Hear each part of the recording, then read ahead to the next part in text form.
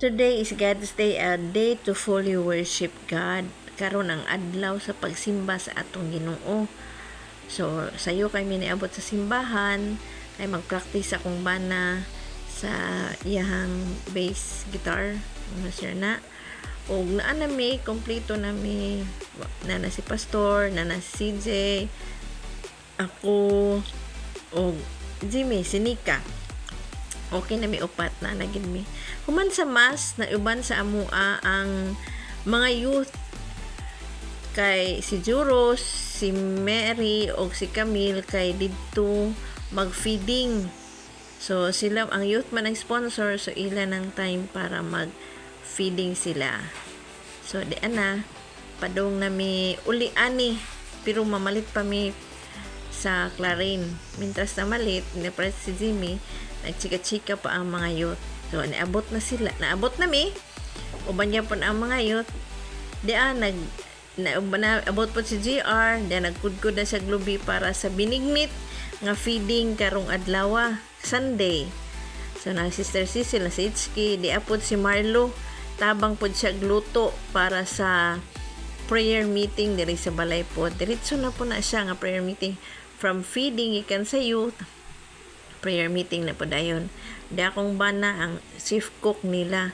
So padayon ta, di ang duha ka dalaga nga si Mary o si Camille nga nag hiwa man ni sila sa kapayas o ba na kong pirot.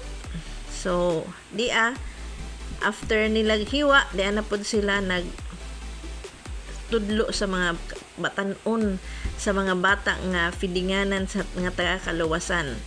So lingaw ang mga youth, ilang gitudloan, gikantahan og dara sila bisan unsa ka kapoy, happy gihapon gikan sa simba. Happy gihapon sila nga madasigon gid sila nga mosilbi gihapon. Da Sister Cecil nalingaw gid sila sa pagdasig sa mga bata para sa feeding. Og padayon ta di apod ang duha ka youth po ni sila nga nagbantay sa mga bata og nagtudlo di si Mary nagtudlo siya sa mga pinaagi sa Ginoo, nagdula og di akong CJ nga nangayo pod siya og binignit kay binignit man ang feeding. Piting lamiya sa binignit di lang kay mga batanon, mga tigulang, mga bata tanan gilamian sa binignit nga po sila og naara ang mga bata sa taga-kaluwasan na tanan ha nga lingaw gid sila gilamian sa binignit nga ilang gikaon nga gi-feeding gikan ni siya sa simbahan para malingaw sa mga bata para tagaan po nato sila og kalipay ang grasya ibalik nato sa ilaha ang pagpakaon sa mga bata mo puntaw ng kalipay pod nga makakaon pod sila nga sa grasya gikan sa simbahan o ani ara on sila nalingaw napoy uban ani nang uban ang mga nanay nakaapil pod so daghan kaayong binignit ani so nagsugod na ta sa atong men's cottage na ang prayer meeting sa balay nagsugod na sila human og kuan share diyan nangaon na nalingaw na sila naman og kabusog sa atong heart, busgon na pod nato ang atong tiyan. So kani siya, nagistorya si Jimmy, mo ni si Sir Police ni siya, si Sir Jonathan Panya. Mo ni ang nagdasig ni Jimmy nga kinahanglan mo dahi kita sa Ginoo. Kani siya nga gwapo nga lalaki.